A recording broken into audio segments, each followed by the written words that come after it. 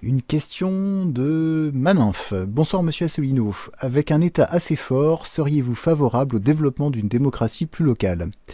Par exemple, donner la possibilité aux municipalités de légiférer dans des domaines limités. Non, moi je ne suis pas. Enfin, il y a un petit mélange des genres là, je ne comprends pas très bien. Alors, d'ores et déjà, les communes ont le droit de prendre des arrêtés municipaux. Je me permets de revenir sur la hiérarchie des normes à l'intérieur de la République.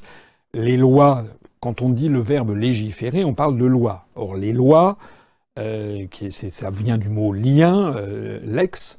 Les lois, c'est ce qui relie la nation. Et c'est voté par le Parlement et notamment par les députés et accessoirement par les sénateurs. Accessoirement, ils les votent aussi, mais quand il y a conflit entre le Sénat et l'Assemblée, c'est l'Assemblée qui l'emporte. Donc les lois sont votées par les parlementaires français. Et c'est bien qu'il en soit ainsi. Ces lois sont d'application nationale. Ensuite, vous avez les décrets, des décrets ministériels qui sont pris par un ministre en application d'une loi. Donc là, c'est ce qu'on appelle non plus le domaine législatif, mais le domaine réglementaire. Et puis ensuite, donc ça, ce sont des décrets qui sont pris en Conseil des ministres, signés par le président de la République.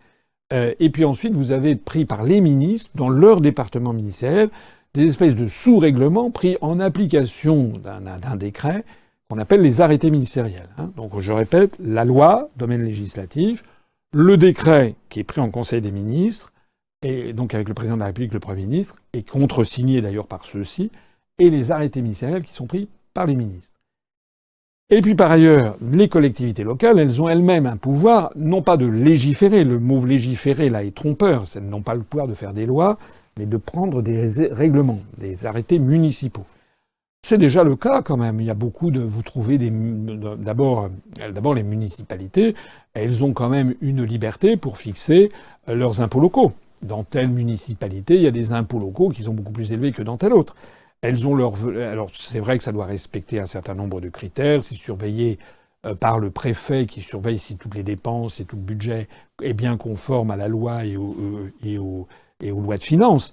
Mais elles conservent, les mairies, les municipalités ont le droit de fixer leur fiscalité locale, leur budget, les dépenses, les recettes.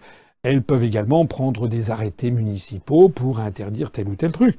On le voit, on l'a vu sur des exemples, j'allais dire, de la vie quotidienne. Lorsqu'il y avait eu les affaires, par exemple, concernant Dieudonné, l'humoriste là qui avait été interdit dans telle ou telle ville de se produire, c'était un arrêté municipal qui pouvait être d'ailleurs, comment dirais-je, attaqué devant la juridiction compétente, c'est d'ailleurs le tribunal administratif. On voit en permanence qu'il y a comment dirais-je, des recettes fiscales différentes selon les municipalités. Il y a des municipalités qui ont une politique également favorable aux piétons, favorable aux cyclistes, d'autres c'est moins le cas, etc., etc. Il y a des municipalités qui favorisent la mixité sociale, d'autres qui ne le font pas.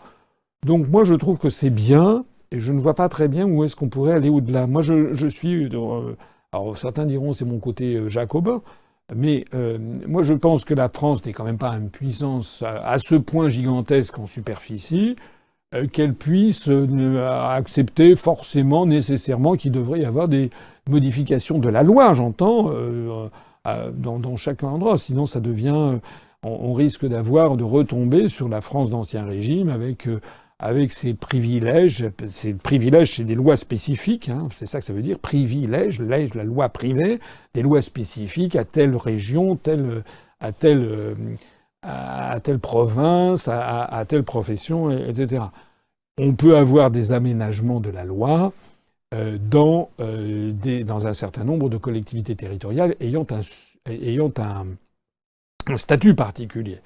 C'est en particulier le cas de nos compatriotes de Nouvelle-Calédonie, de Polynésie française et de Wallis-et-Futuna, que je salue au passage, dont je rappelle qu'ils sont 500 000, dont je rappelle quand même au passage qu'ils ne sont ni dans l'Union européenne, ni dans l'euro, ni dans l'OTAN. Voilà. Ça veut donc bien dire qu'ils ont un statut particulier. Il y a une autonomie très forte dans ces territoires, surtout en Polynésie française et en Nouvelle-Calédonie, qui sont dans le territoire de la République. On a également des amodiations en Corse, dans les départements d'outre-mer où il y a des caractéristiques particulières.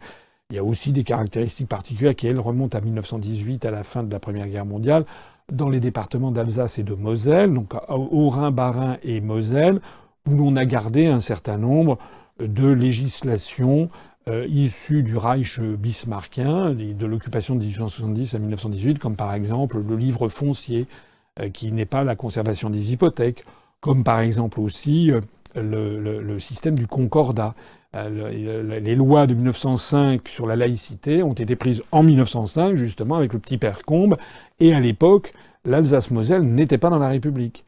De telle sorte qu'il n'y a pas la même séparation de l'Église et de l'État dans ces trois départements et dans le reste de la France de l'intérieur, comme disent nos amis et compatriotes alsaciens.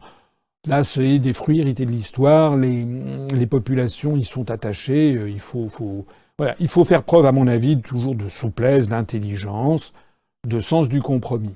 Mais je ne suis pas favorable à ce que ça parte dans tous les sens.